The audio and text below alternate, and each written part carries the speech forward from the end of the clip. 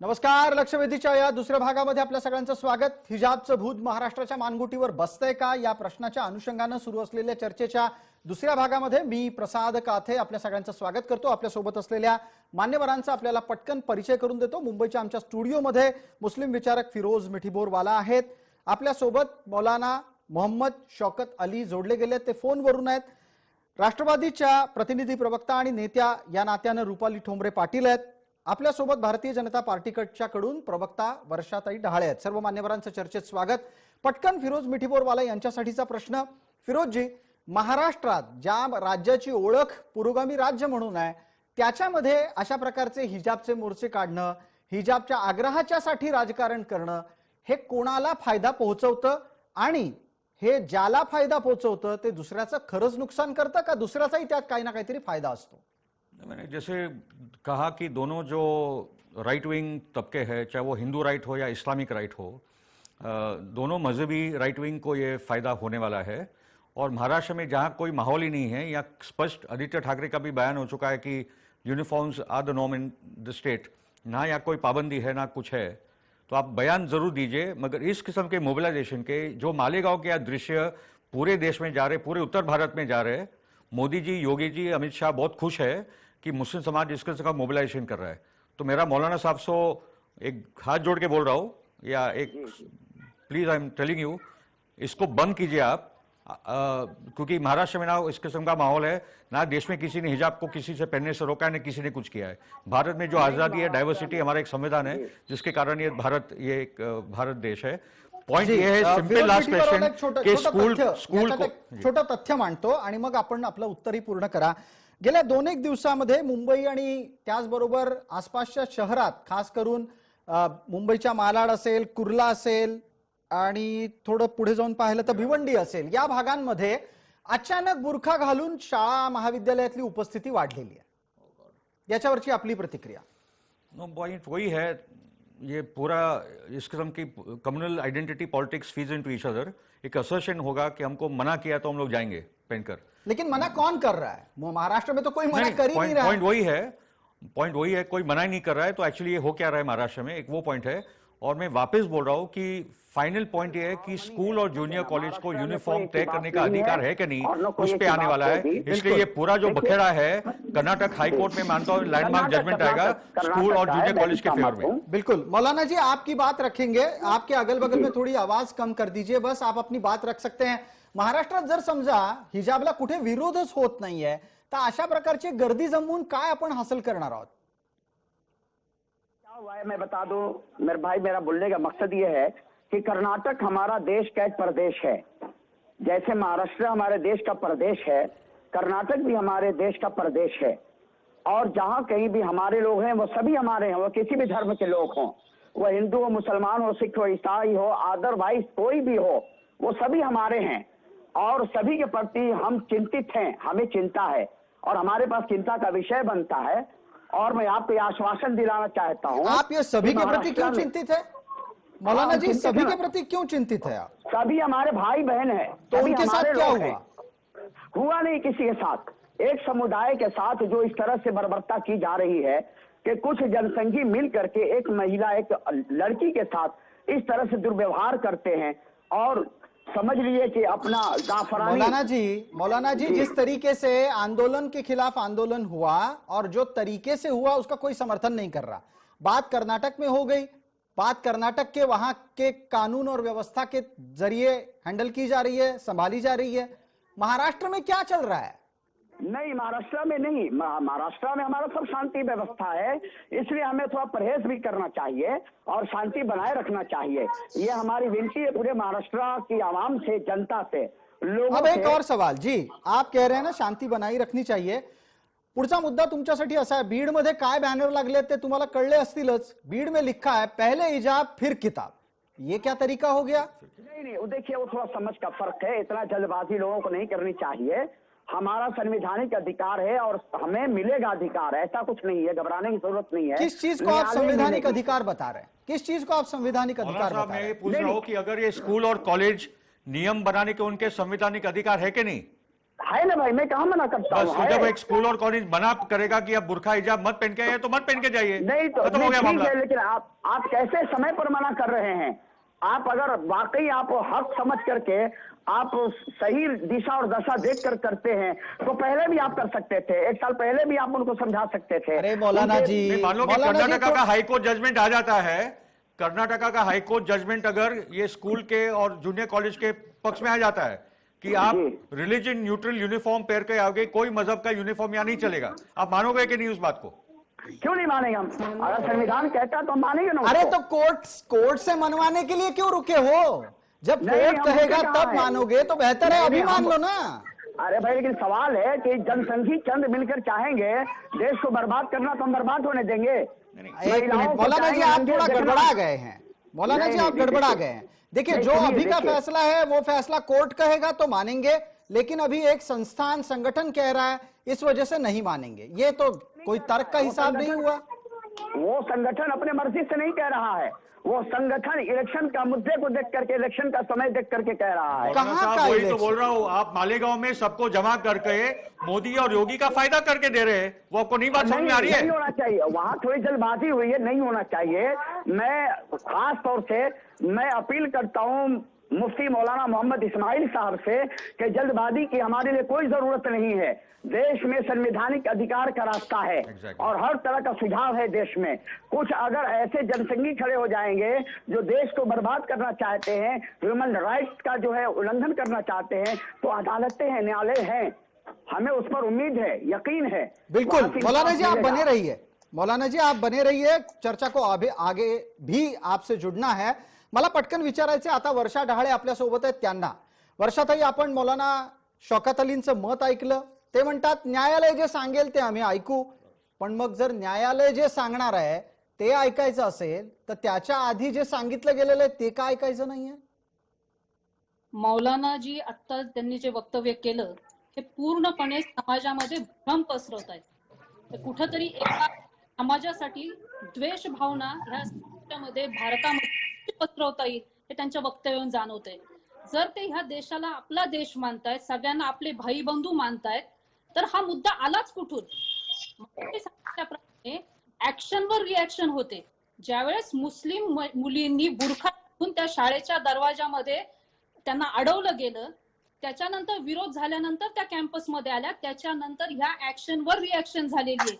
मौलाना हे जरी एका धर्माचं प्रतिनिधित्व करत असतील तरी ते देशात राहतात, ते देशाचे नागरिक आहेत. चुकीच्या गोष्टी समाजामध्ये किंवा एखाद्या धर्मामध्ये दुसऱ्या धर्माच्या चुकीच्या त्यांनी ह्या शांतता भंग करू नये ही मी त्यांना विनंती करते. बिलकुल, तुम्ही विनंती केली, फिरोज मिठीबोरवाला यांनी विनंती केली. आपण त्याच्यावरची त्यांची प्रतिक्रिया जाणून घेऊ. एकदा पटकन रुपाली ठोंबरे पाटील यांना संधी देतो. रुपाली ताई, तुम्हाला लक्षात आलं असेल की अशा प्रकारच्या आंदोलनातून पुढे काय घडतं आहे? तुम्हाला वाटतं की तुमची आंदोलनं थांबायला हवीत? तुम्ही आता जो घटनाक्रम वाचला की त्याच्या 2021ला त्यांनी जी नोटिफिकेशन काढलं, त्याला विरोध झाला, त्याच्यानंतर सभा झाली, पालकांना सांगितलं, त्याच्यानंतर त्या जे काही मुस्लिम बंधू भगिनी आहेत त्या मानवाधिकाराकडे गेल्या. मग मला एक कळतं की हे सगळी प्रोसेस होत असताना कॉलेज प्रशासन जर हे हँडल करतंय तर मग त्या जे कोणी जे 25, 30, 100 जण त्यांना त्या मुस्लिम भगिनीच्या अंगावर जाण्याची गरज काय होती? आज एक लक्षात घ्या, ऍक्शनला रिएक्शन प्रत्येक जण तयार असतं. आज मी सुद्धा हिंदू आहे, परंतु माझ्या बंधूंनी कुठल्याही स्त्री जातीच्या धर्माच्या महिलेच्या स्त्रीवर अशा पद्धतीने अंगावर जायची आपल्या हिंदूंची पद्धत नाही. छत्रपती शिवाजी महाराजांच्या काळात सुद्धा स्वराज्यामध्ये अनेक जातीचे धर्माचे पंथाचे लोक होते. तुम्ही जर हा प्रश्न कोर्टात जाणार होता तर प्रशासनाने समजा मुस्लिम भगिनी जर कायद्याच्या विरोधात आंदोलन करत होती त्यांच्यावर गुन्हे दाखल करायचे होते. ही पद्धत नव्हती की आमच्या भगवेदारी बंधूंनी त्या मुलीच्या अंगावर जायचं. तिने मगाशी फिरोजबाईंनी सांगितलं की ती भारत माताही म्हणू शकत होती, परंतु त्यावेळी जी सिच्युएशन असेल तिने तिच्या देवाचं जर नाव घेतलं तर त्याच्यामध्ये तिने काय मोठं पाप केलं असं म्हणता येणार नाही. पण आपण का संधी द्यायची की दोन जातीमध्ये ही ठुंगी पडायला पाहिजे? हे आंदोलनाच्या प्रकाराबद्दल तुमचा प्रमुख आक्षेप दिसतोय, पण आपल्याला हे उत्तर आत्ताही सापडलेलं नाहीये. आंदोलनाच्या पद्धतीबाबतचा तुमचा आक्षेप वारंवार चर्चेत आलाय. मुद्दा इथे काय आहे? महाराष्ट्रात हिजाबचा कोणीही न केलेला असताना, महाराष्ट्रात हिजाबचा कोणीही विरोध करत नसताना हिजाबच्या साठीचे असे मोर्चे योग्य आहेत का? याच्यावरचं उत्तर काय? त्याला आमचा विरोध होता. बाकी आम्ही हिजाब घाला नका घालू, कॉलेजनी शाळेने दिलेला ड्रेस कोड हा सगळ्यांना मान्य करावाच लागतो. कोर्टाची ऑर्डर आल्यानंतरही पण करतील, परंतु परिस्थिती चिघळायला लावतंय कोण? त्याच्या मागचा गट कोण? तिथली परिस्थिती, तिथले जे लोकप्रतिनिधी आहेत त्यांनी ही संवेदशील हाताळायला नको गोष्ट. त्याच्यावरचं उत्तर आपण घेऊ. भारतीय जनता पार्टीच्या प्रवक्ता प्रतिनिधी आपल्या सोबत आहेत, वर्षाताई डहाळे.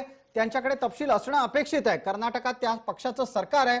वर्षाताई, परिस्थिती योग्य पद्धतीनं हाताळण्यात स्थानिक आमदारांना, स्थानिक नेतृत्वाला, स्थानिक प्रशासनाला अपयश आल्याचा आक्षेप आहे. अजिबात नाही. उलट ज्या पद्धतीने ते म्हणतात की हे प्रकरण चिघळलं कुणी, तर कर्नाटकमध्ये जर एखादी घटना घडत असेल तर त्या राज्यापुरती ती मर्यादित राहायला पाहिजे होती. भिडेवाड्यावर बुरखाधारी महिलांना घेऊन जाण्याचं कारण काय होतं? मला रुपालीताईंना प्रश्न विचारायचा आहे. प्रकरण तुम्ही जर स्त्रीचा सन्मान आणि आत्मसन्मान आम्हाला राज्यापुरती कुणी भाजप सारख्यांनी शिकवू नये. कुठलीही स्त्री असली, ती राज्याबाहेरची जरी असली तरी ती आमची माता भगिनी आहे. ती कुठल्या जातीची जरी असली तरी आमची माता भगिनी आहे. तुम्ही मग केंद्रामध्ये, दिल्लीमध्ये जेव्हा तुमच्या मोदी साहेबांचं काय झाल्यानंतर अख्ख्या महाराष्ट्रावर किंवा अख्ख्या जगात तुम्ही आंदोलन करतात, तो काय फक्त भाजपला संविधानाने अधिकार दिलेला आहे का? असं नाही म्हणता येणार तुम्हाला. कर्नाटकातली गोष्ट कर्नाटकात झाली. जेव्हा हैदराबादमध्ये महिलेवर अत्याचार झाला तेव्हा तिथला जो दिशा कायदा होता त्या धर्तीवर महाराष्ट्रात महिलांच्या सुरक्षतेसाठी शक्ती कायदा आणला. त्याच्यामुळे ह्या म्हणण्याचा अधिकार यांना नाहीये की कर्नाटकातल्या महिलांसाठी बुरखादारी असल्या तरी आमच्या माता भगिनी आहेत. तुम्हाला त्याच्याशी आक्षेप असेल पण आम्हाला नाहीये. आम्ही सर्व जाती धर्माच्या ज्या भगिनी आहेत त्यांना एकत्र घेऊन स्वतःच्या हक्कासाठी, स्वातंत्र्यासाठी लढणार आणि यापुढेही लढणार. आम्हाला राज्यामध्ये आहे शिकवू नये कृपा करून. आम्हालाही संविधान माहिती आहे. 19 वाचून घ्यावं व्यक्ती स्वातंत्र्याचं. ठीक आहे, वर्षाताई उत्तर देत आहेत. त्यांचं उत्तर पूर्ण होऊ द्यात. आपल्याला प्रत्येकाला वेळेच्या मर्यादेत बोलायचंय. वर्षाताई, आपण 1 मिनिट पूर्ण भूमिका मांडा. आता जसं रुपालीने मांडलं, मगाशी मी सांगितलं की मुद्दा वेगळा आहे. मुद्दा फक्त गणवेशापुरता इथं धार्मिक रंग देण्याचं काम जे चाललेलं आहे राष्ट्रवादीने महाराष्ट्रामध्ये आता चालवलं. तिथे फक्त गणवेशाचा मुद्दा होता. त्या गणवेशाच्या मुद्द्यावर बोलायला हवं होतं. गणवेश हवा किंवा नाही इथपर्यंतच त्यांनी बोलायला पाहिजे होतं. परंतु घेतला जाईल आणि फक्त हिंदुत्व, मोदी सरकार आणि संघ या गोष्टीला कशा पद्धतीत बदनाम करता येईल आणि याला राजकीय रंग देऊन आपला स्वतःची राजकीय पोळी कशी भाजवली जाईल एवढाच फक्त रुपालीताई साकार. याच निमित्तानं एक आणखीन पुढे चर्चेलाही नेऊयात. आपल्या सोबत मौलाना शौकत अली आहेत. मौलाना जी, आवाज आ रही है ना अभी तक? जी जी जी आ रही है। बीड़ के मसले पर भी जरूर बात करनी होगी. पहले एक छोटा सवाल फिरोज मिठीबोरवाला जी से करूंगा. फिरोज जी, ज्या पद्धतीने बीडमध्ये बॅनर लागलं, बीडमध्ये म्हटलं गेलं हिजाब आधी घाला, अभ्यास नंतर करा, या प्रकारची टोकाची मानसिकता बीडमध्ये काय यावी?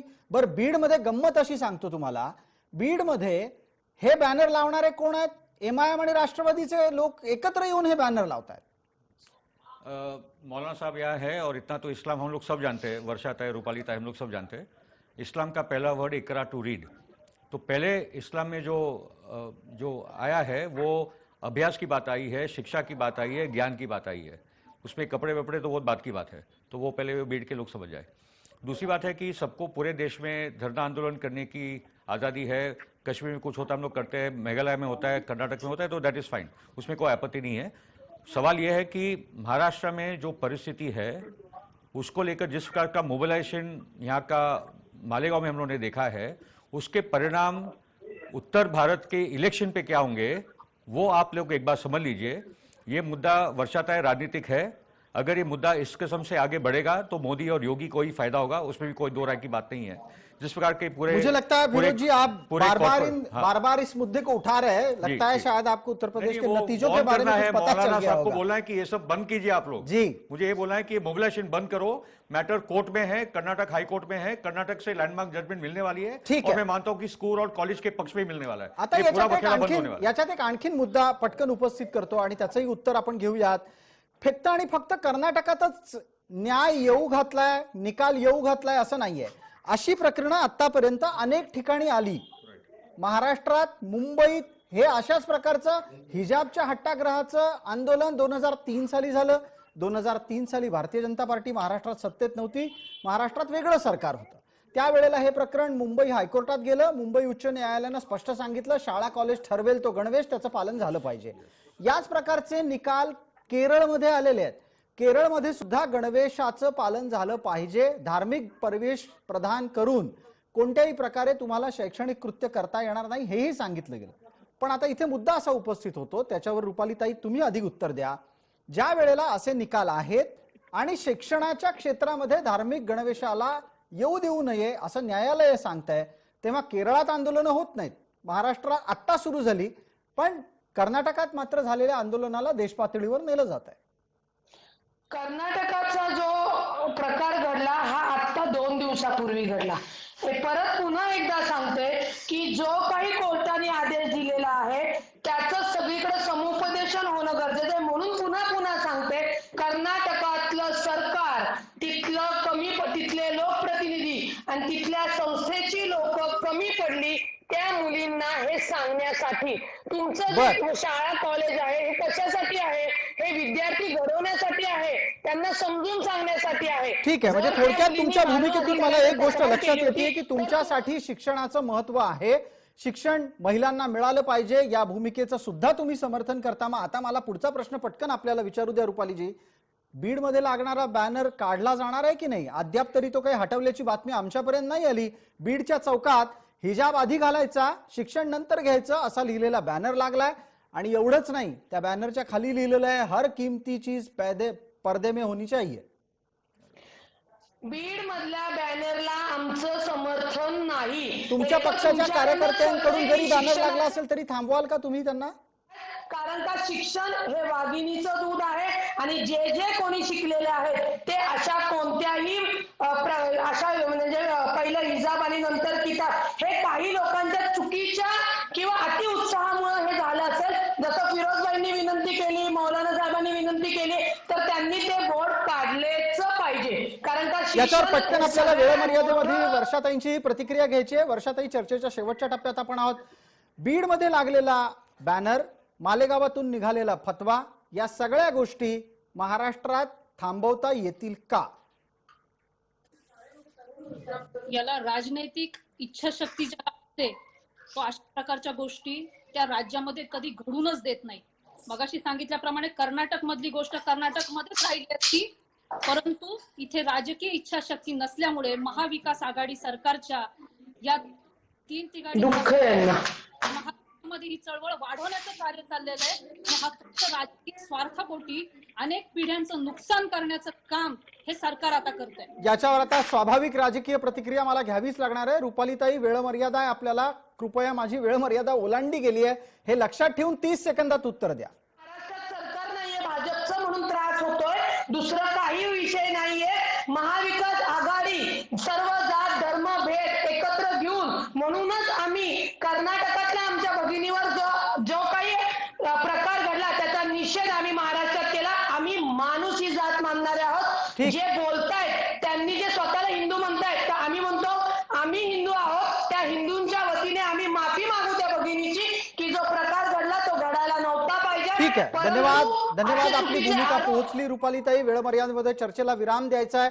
आपण सर्व मान्यवर या चर्चेमध्ये सहभागी झालात त्याबद्दल आपले मनपूर्वक आभार। लक्षवेधीच्या या भागामध्ये तूर्तास इतकंच। सर्व प्रेक्षकांना जय महाराष्ट्र।